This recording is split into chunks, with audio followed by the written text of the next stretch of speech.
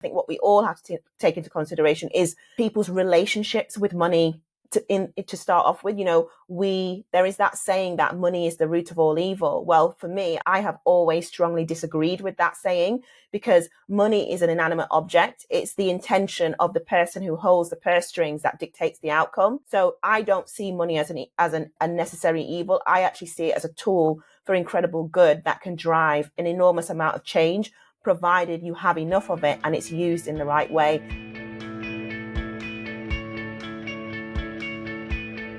Welcome, everyone. I am so excited to be here today with Lisa Maynard-Atem. Lisa, welcome to What the Fundraising. Hi, thank you so much for having me. I'm really excited to be having this conversation. Me too. Why don't we jump right in with you telling everyone a little bit about you and your work and your focus, and then we'll get into some of the interesting conversations we've started in other mediums about money and how we think about it and talk about it and unlearn some of our relationship to it. Yes, of course. So, as you said, my name is Lisa Maynard-Atem. I have worked in a number of different industries over the last kind of 25, 30 years. So I've worked in marketing and communications. That's my primary background. I've also worked in luxury retail. I've worked in fashion, education, pharmaceuticals. So I've worked across various different industries over the years. More recently, in the last, I would say 4 to 5 years, I've got more involved in social justice organizations. So I sit on the board of an organization called the Black United Representation Network, which is an organisation that is focused on the economic and social empowerment of the Black community in the north of England. It's been going since February 2020. And alongside BURN, which is short for the name of the organisation, I also sit on the boards of a number of other organisations as well that are social enterprises and again focused around social justice. As we've said on other mediums, I don't come from a social justice background. So when it comes to the kind of topic of money and fundraising, I have a very, very different approach to many other people that I've met in this space, which I found quite interesting and quite challenging as well. So yeah, I'm coming at it from a very, very different point of view. So it's always an interesting conversation when we get onto the topic of fundraising and, raising investment and just money in general.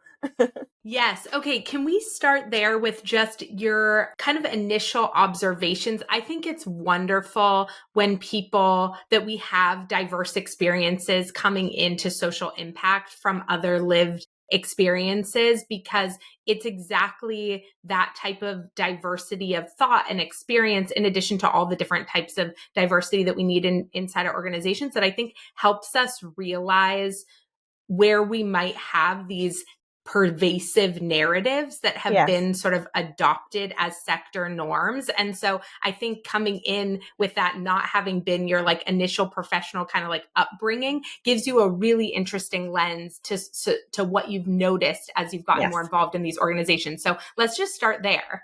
Yeah. So as I've said to you before we started recording, I am very comfortable talking about money. I don't have an issue with it. I've come from a background of companies where, it is all about impacting the bottom line positively. So I'm very comfortable talking about money. And one of the things I noticed straight away, as a kind of an outsider looking in when I first started working in this space, is that there is a discomfort talking about money. There's a massive, massive discomfort. It's almost like it's a dirty conversation. And I found that quite interesting, because I remember being in one meeting and I always make a point of putting finances at the top of the agenda. Like a lot of the time people will have it at the bottom. And well, for me, it's the most important thing, especially if you're fundraising for organizations that are often helping marginalized communities. Money is obviously very, very important. So I have a thing of putting it at the top of my agenda because I want to discuss it first. And I came across quite a lot of challenge and pushback. It's like, oh, well, we don't want to discuss it first. We kind of want to ease into the meeting. I'm like, but this is the thing. Often in these meetings, money is the biggest issue. So in my mind, it's like, let's take the biggest and most important issue, discuss that first, get that off the table, and then we can focus on the kind of nicer, fluffy things rather than leaving it to the end. And then everybody's getting a bit uncomfortable and itchy in their seats and kind of not wanting to talk about it. So I think that's been the massive kind of thing that I've spotted, is that there is a definite discomfort in talking about money, and as well, talking about large sums of money. Now, when I think about fundraising, there's some of the organizations that I deal with, they apply for funding that is in quite small amounts. So £5,000, £10,000. Now, to me, I'm used to talking in like hundreds of thousands of pounds and in sometimes millions. And it's very, very alien to some people, not to everyone, but to a lot of people, it's quite alien. And I think that sometimes when I talk in those ways, people take it negatively, probably think I sound like a bit of a money grabber. And that's not the case. The reality is, small amounts of money, any amount of money is beneficial, but those small amounts of money are not going to last in terms of cash flow, in terms of helping the people and in terms of money going to where it's most needed. You need a lot of money to keep organizations afloat. And so therefore for me, I'm not going to go in and just ask for small amounts of money. I'm going to go in and ask for more. And then if I'm negotiated down, then I haven't lost too much. But it's quite interesting that there is a massive discomfort. But I think also what I have to take into consideration, I think what we all have to take into consideration is people's relationships with money. To start off with, there is that saying that money is the root of all evil. Well, for me, I have always strongly disagreed with that saying, because money is an inanimate object. It's the intention of the person who holds the purse strings that dictates the outcome. So I don't see money as an unnecessary evil. I actually see it as a tool for incredible good that can drive an enormous amount of change, provided you have enough of it and it's used in the right way. So I think the biggest thing for me was discomfort with talking about money, which like I said, is very alien to me. It's just not something that's been in my kind of sphere. So yeah, that was probably the standout thing that I noticed when I first moved into this space. And it's still the case now. I was having a conversation with somebody earlier and they were saying that a member of their team is just not comfortable talking about money. And I'm like, well, money makes the world go round. So, if we want to keep our organizations going and keep them afloat, those are necessary conversations that we have to have in order to move our organizations forward. Okay, there are so many things in there that you said that I feel like are so important. I want to rewind a little bit to that piece that you said around transparency, talking about money sort of out of the gate, and the way that you can do that in a way that isn't transactional in terms of you're asking somebody for a big gift right away after you meet them and not necessarily supporting the development of the relationship, but you're also not hiding your ultimate goal in a way that feels disingenuous and like has sort of the feeling that you're trying to build a relationship without any sort of like clear expectations around the purpose. Can you talk more? I have a lot of feelings about the way that we're sort of taught to do that in fundraising and what it does to us as fundraisers and what it does to donors. But can you talk more about what you sort of meant and see there? I mean, obviously, there is always that aspect of building a relationship. That goes without saying. That's really important. But I think the thing for me is you have to make your intentions clear from the outset. So I'm never going to go into any kind of conversation with somebody without them knowing, actually, this is the purpose of our conversation. This is the purpose of our meeting. Yes, relationship building is important, but I think you have to be very, very clear. Because what I have found when I first started working in this space, what I found was people they put a lot of focus on relationship building and kind of all that fluffy, nice stuff. And don't get me wrong, that's very, very important. But then it doesn't leave space and comfort for talking about the thing, that $64,000 question, which is money. As nice as we all can be, at the end of the day, nice is not going to get your organization to where it wants to be. You need investment, you need funding. And I think when I start to kind of build relationships with people, I build it on the basis that I want to have really positive, meaningful, valuable relationships. But within the context of that, I want to have honest and very open conversations about finance and about money. And then they know from the get-go that they know exactly where they stand. And if they're comfortable with that, that's great. And if they're not, that's fine too. But what I think is wrong is we place so much emphasis on the relationship, but we don't necessarily place emphasis on actually what are the needs, because organizations need funding, they need financial support. And I think it's really important from the outset to make that clear that, yes, I want to build a relationship with you. I want it to be meaningful. I want it to be valuable. I want it to be purposeful. But there is also a financial element to that as well that needs to be considered and needs to be discussed. And I think, personally speaking, it's better to just make that clear from the very beginning. And then, the other person on the other end, they can decide whether they want to pursue that relationship or not.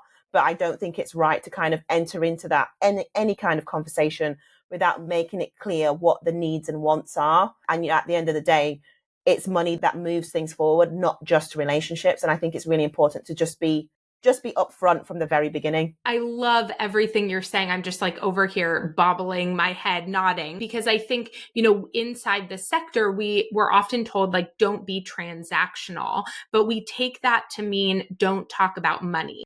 Whereas like, Yes. I think about being transactional as only caring about money, right? Talking about money, Yeah, we have to talk about money. That is of course. exactly what allows us to do our work. We don't want to have tunnel vision around somebody's money, so we disregard all the other things about their experience in relationship to us trying to do this work together. That's transactional. But yes, being able to talk about money, even if you're saying like, hey, I know it's going to take us some time to build a healthy relationship where you trust being deeply involved in our work, but I want to be clear that like my intention here is for us to really figure out like, are we a good fit? Are we in alignment for ultimately making this change that we want to see together, which would involve us coming together and sharing resources. And my hope would be that you ultimately invest in this work in a meaningful way. And so you're being clear, exactly to your point, you're being clear about your intentions Yes. early on. And I think that ultimately like really strengthens a Yes. relationship, because when two people have different expectations or there's a hidden agenda around a relationship, I feel like we can feel it, like we know something's off. And we Yes. feel skeptical and we feel nervous, right? It's like and so we're actually like hindering a real relationship then anyways. Yeah, definitely, definitely. And I think as well, what you have to make sure you obviously frame it in the right way. For me, when I'm having these conversations, I very much frame it insofar as this is what the money will do. It's what money is a tool at the end of the day. This is what this investment or this funding, this is what it can achieve. This is how it can transform lives. This is how it can help people and move them forward, build greater equity in society, really kind of position it in that way, not just going in and asking for £150,000. What is that £150,000 going to do? What are the outcomes of that? How is it going to improve and uplift people? How is it going to help us make society fairer? It's the way that it's packaged. But ultimately, I go back to my original point. I think you have to make your intentions and your agenda clear from the outset so that everybody knows where they stand, and then they can make informed decisions about whether they want to pursue the relationship or not. Exactly. And they feel a sense of conscious choice around like, do I want to be in this relationship knowing whatever I now know? I mean, I always think about people who like DM on like LinkedIn or social media and they're like, hey, how are you? And like immediately my brain's like, what do you want? Right? Like, I'm just like, just tell me what you want. Yeah. Because there's this like veil and you're like, I know you're not just like saying hi, Yeah, of And course. so, Of course. and so I feel like, yeah, the more transparency we can have, the better. I'm curious, like, given the fact that you and sit on multiple boards and sort of have these environments with groups of people that all have very different relationships to money and comfort talking about money, one of the challenges that nonprofits face a lot of the time is getting their board members to be involved in fundraising or comfortable playing sort of any role in their fundraising. And one of the things that I've always felt like, is that even for board members who might be more comfortable, because there are a few board members who are very uncomfortable and sort of project their limiting beliefs on everybody, it like paralyzes the whole board around their involvement in fundraising. I'm curious from your perspective, like what you think about that, what you see on boards, and anything you have seen that's been effective from a group perspective around helping people become more comfortable moving into talking about money in whatever form that means. I think when it comes to, specific or individual board members, I think you have to find out where where their comfort sits. What is their comfort zone? What is within their wheelhouse in terms of what they're willing to discuss? Not everybody. I know some board members who are very much like me. They're very happy to have a very direct conversation about money. There are other board members who they're comfortable having conversations about money, but it has to be packaged in the right way. It has to land in the right way. So it's kind of understanding, because everybody's an individual at the end of the day and we don't all approach things in the same way. So it's important to kind of spend time and invest time with people to understand what their boundaries are and what their barriers are when it comes to financial conversations. Like say, some people want to go out to lunch and have a bit of a kind of, schmooze and do it that way. Whereas I will just say, look, I will be very polite, I'll be very professional, but I'm like, right, ultimately, this is what I'm here to discuss. This is what I would like us, this is the conversation I would like us to explore. So I think it's understanding how different people approach things, because we don't all approach things in the same way. And you can't just go in with a broad brush and expect people to do the things the way you do them. You've got to understand that everybody is different, and how I have conversations about money and about finance is very different to how other people do it. So it's understanding that and kind of trying to find a happy medium.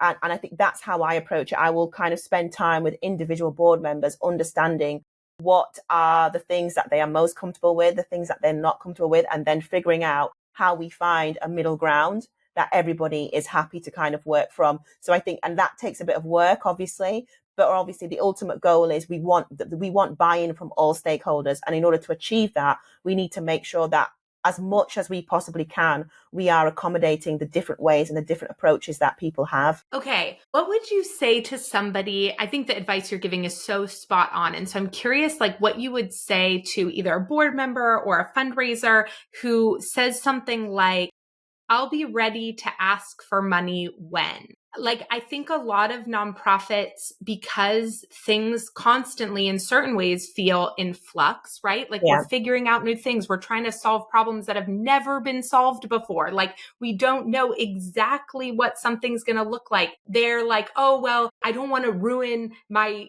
chances with that big donor right now when we're in the early phase of this, figuring this thing out. So I'll be ready when, but it's really more of like sort of a delay tactic, perfectionism, kind of like a protection mode. How would you encourage somebody to start conversations if that's some of the limiting beliefs that are coming up?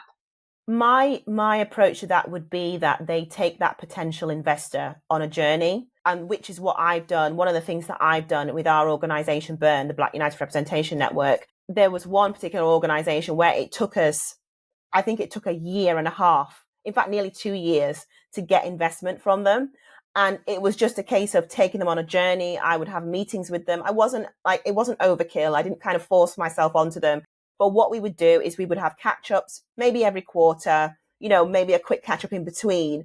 And we really, really took them on a journey we took them on the journey with us, the development of our organization. They could see from our website and our social media channels, how we were evolving as an organization, how we were developing ourselves, and the other partners that we were bringing on board. So, my personal belief is there is never a right time to start something.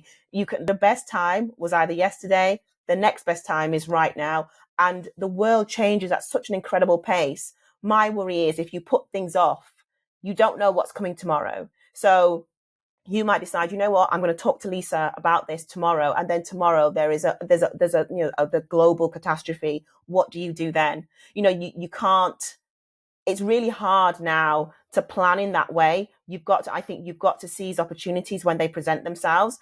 And you're not going to ask for the money. You're not going to come straight out the gate and ask for the money. I think it's important to build relationships. And if you don't feel that you are at a stage where you are in that position to have that financial conversation, like I say, take the investor or take whoever is the funder on a journey with you. And then once they've seen actually what your organization is about, what your values are, what you want to achieve, that you will know, I firmly believe you will know the right time to have that conversation. And if you're really lucky, they might bring that conversation to you. So I would say, as opposed to saying, I'll be ready when, say, I'm going to take X on a journey and I'm going to just see where that goes and develop the conversation from there. Okay. I think I love everything that you said. And I think we don't actually hear people say that last part enough around sort of like seizing the moment. And the reality is that things are constantly in flux and constantly changing. And there's a moment right now, and wherever you're at and wherever that person is at, it can be the initial meeting point. But sort of expecting that, you're going to have more information about the program and everything around, your organization is going to be in some type of like magical, stable place for a serene and perfect timing outreach is perhaps setting ourselves up to never send that email. Definitely. And I always think, if in doubt, if like, for example, I had an email that I needed to send someone today and I was going to wait until Monday because I thought give it a few more days. And I thought, you know what, don't wait, just send the email now. And sometimes it's good to just Not all the time, but there are moments when it's good to just take action, even if it's just a holding email, even if it's just a courtesy email. You never know. That person might read it and think, oh, actually, I've been meaning to speak to Lisa. Let me give her a call, or let me reply to her email and get a meeting in the diary. You just don't know. But I think we set ourselves up for potential danger if we say, I'm going to wait till X, or I'm going to wait until the company is here or the organization is there, because there is always a chance as well that you might not get there. So if you don't, what happens then? So I think wherever possible, don't delay. I always say, never stand still, always take some form of action, even if it's just in a very small way. I think when we stand still, things have the potential to not go in the way that we want them to, and also not be afraid. I have reached out to many potential investors and many potential funders who haven't even replied to me, and I don't take it personally, because I know that not everyone is going to be interested in what I'm doing. Not everybody is going to be interested in what I bring to the table. And I think that's something that people need to get past as well. That feeling of, maybe a bit of shame or embarrassment if they sent an email to somebody and they haven't replied, that happens all of the time. It's not, don't take it personally. It isn't just you. It happens to me every week without fail. I'll reach out to someone, even like a journalist, and I might not hear back for like 6 weeks, or I might never hear back. And I think it's getting over that hurdle of worrying about, well, what if they don't reply, or what if they're not interested? What if they are? I think it's about reframing our thinking. Instead of thinking, why not? And instead of thinking, well, I shouldn't do this, just think, well, why shouldn't I do this? Because you just never know what might happen as a result. Wow. Okay. You are dropping so many helpful truth bombs. And there's one other piece that I wanted to sort of ask your advice on or opinion on, especially through that sort of equity, diversity, inclusion, equality lens. Yeah. I'm thinking about, Black and brown fundraisers in our space deal with so many additional systemic challenges, whether that's inside their organizations, with their donors, in the system as a whole. And I am thinking about the way that, and they represent a huge portion of the workforce, but these very unfair and inequitable systems inside it.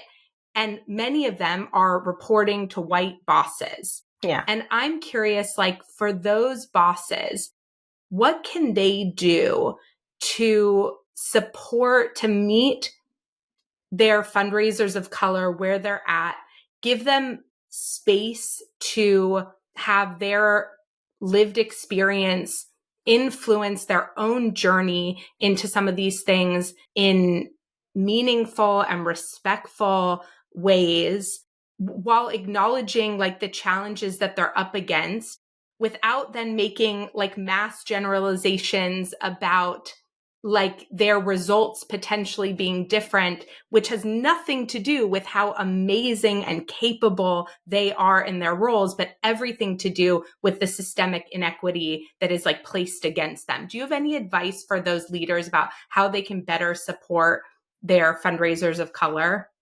I think one of the first things for me is, I think it all starts with conversation. As much as I'm very much an action person, I think it all starts with just really honest conversations. If you are not sure about something, ask, and, maybe try reverse mentoring. You're never going to know exactly what it's like to walk in another person's shoes. But, I genuinely do believe if you're not sure about something, always ask the question. Obviously, make sure you position it in the right way, and make sure that the person on the other end understands clearly that you want to come from a place of learning so you can better support them. I think that's the really important thing. I think far too often people are too scared to ask questions. People are too scared, because they think, oh, I don't want to be seen as ignorant, or I wouldn't want to be misconstrued or seen in a negative way. But if you don't ask, then you're never going to know. And I think what is really key, I do think that reverse mentoring is really, really important. Listen to the stories of your Black and brown fundraisers and any fundraiser from a marginalized community, listen to their stories, sit down and be willing to hear them. I think that's really, really key, because you're never going to be, like I say, you're never going to be able to walk in their shoes. You're never going to fully be able to appreciate what it's like for somebody from a marginalized background. But what you can do is seek to better understand. And through better understanding, you can be a better ally. You can be a greater support. And if you get things wrong, just hold your hands up and be really honest about it. Don't try and cover it up. Don't try and justify it anyway. Just say, look, I got this wrong. I'm clearly working on my understanding. I'm clearly on a journey and I want to learn and I want to be better. I think there has to be a degree of vulnerability. Nobody knows everything about everything. I don't know what it's like for you as a Caucasian woman. And for me to have a better understanding, I need to be open. We both need to be open to having conversations. I need to learn from you so I can be a better ally for you, because I'm sure you have your challenges as well. And I think that's what, we need to come to the table and be willing to be a bit vulnerable, I think, and just be willing to listen and just a willingness to learn. But I think it starts with just really honest and open conversations about our understanding, where we're at and what it is we need in order to better support, our fundraisers of color, fundraisers from the LGBTQIA plus community, fundraisers who identify as having different abilities. It all starts with conversation and it all starts with a willingness to come to the table and just to listen to people. Thank you for ending us there, because I think that advice obviously parallels the advice around the sort of open conversations and curious conversations, transparent conversations with funders too. And the more that we're practicing those types of relationships and conversations on our teams, the more we're going to build capacity to have those conversations externally too. So I really appreciate that. Oh, my pleasure. My absolute pleasure. Thank you so much for joining me today. Is there anything you want to leave folks with? Where can they go to learn more about you and your work or connect with you? The best place to find me is on LinkedIn. That's where I share a lot of my work around social justice. So it's Lisa Maynard-Atem. If you type that name in, you'll find me. So yeah, that's probably the best place to connect with me. Amazing. We'll make sure the link is in the show notes as well. Amazing. That's fantastic. And don't be afraid to have conversations about finance. Just take it in your stride and think about the end result and what you want to achieve. Yes, I love that. Thank you so much for joining me today. Thank you for having me.